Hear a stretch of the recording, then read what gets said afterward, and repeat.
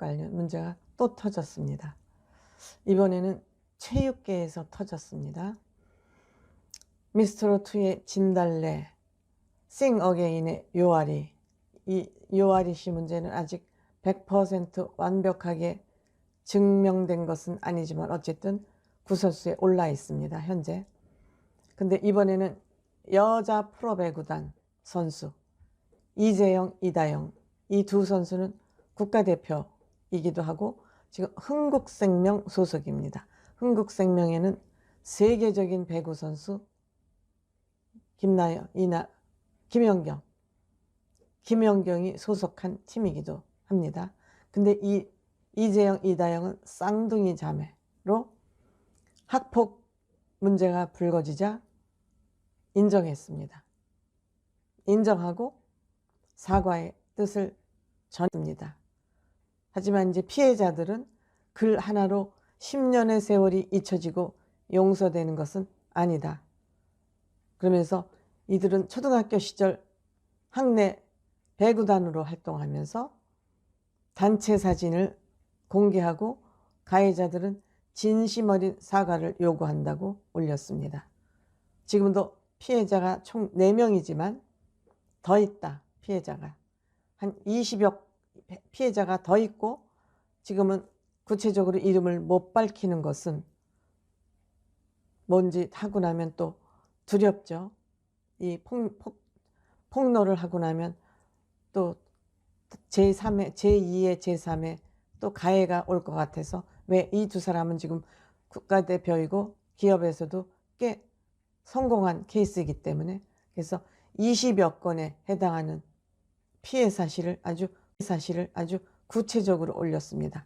여기에서 제가 구체적으로 소개하기엔 내용이 너무 길기 때문에 어쨌든 체육계에서 이런 갑질 학폭 사태가 있었다는 것이 10년이 지난 지금 또 불거진 것입니다.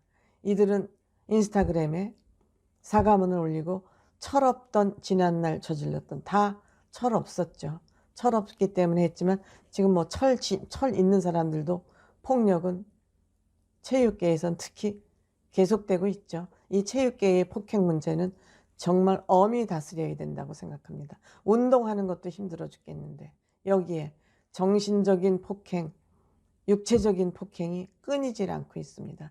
이 체육계는 반드시 청소가 필요한 그런 곳이기도 합니다. 그래서 무책임한 행동에 대해서 많은 분들께 상처를 드려서 머리 숙여 사과한다.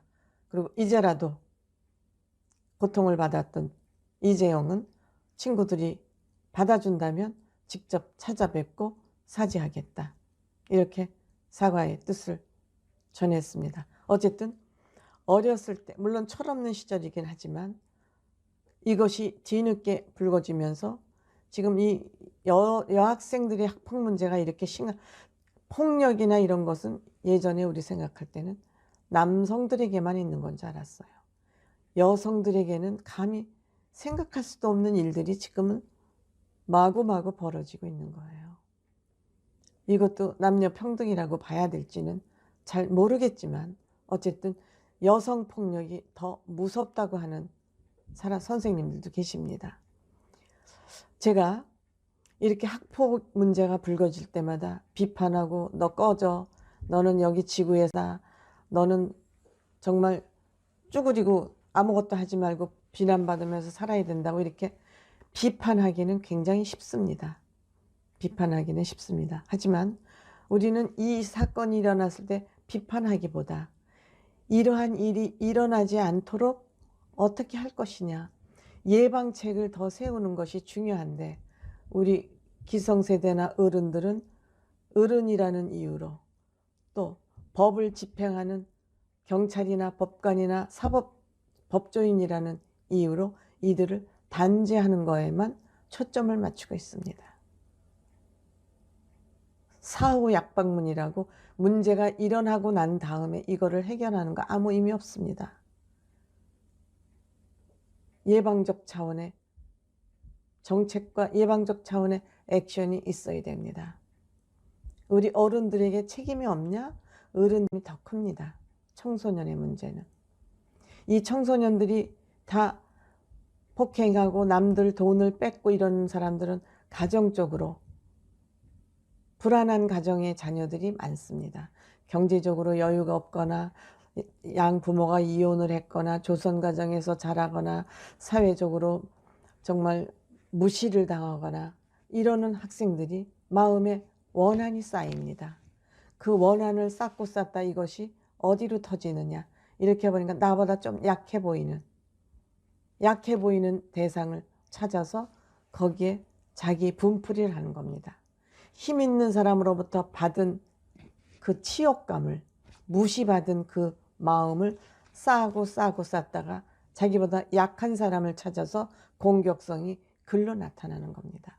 그러니까 우리는 어른들이 어려운 환경에 있는 이 사람들을 보호하는 일만이 학폭이나 이런 거를 예방하는 길이지, 법으로 이들을 후에 다스린다고 해서 이 학폭 문제가 해결되지 않습니다. 이 학폭에 가담했던 학생들을 우리가 욕하고 비난하고 비판한다고 이 학폭 문제가 저는 해결되지 않는다고 생각합니다. 청소년의 학폭 문제는 우리 기성세대에게 책임이 있다, 이렇게 생각하고 이런 문제를 바라봐야 되지 않나, 저는 그렇게 생각합니다. 제가 이 생각을 갖게 된 것도 계기가 있습니다. 제가 우리 아이 초등학교 다닐 때 학교 임원을 한 적이 있습니다. 임원을 하면은 교장 선생님이나 선생님들하고 만날 수 있는 기회가 비교적 많습니다. 제가 하루는 교장실에 가서 회의를 하는데 학교에 감나무에 감이 자꾸 없어진다는 거예요, 익기도 전에. 그래서 이 감나무가 어디서 따나 그러고 관찰을 해보니까 저희 아이 다니는 학교 맞은편에 소년원이 아니죠, 그 소년원이라고 말해도 되겠군요.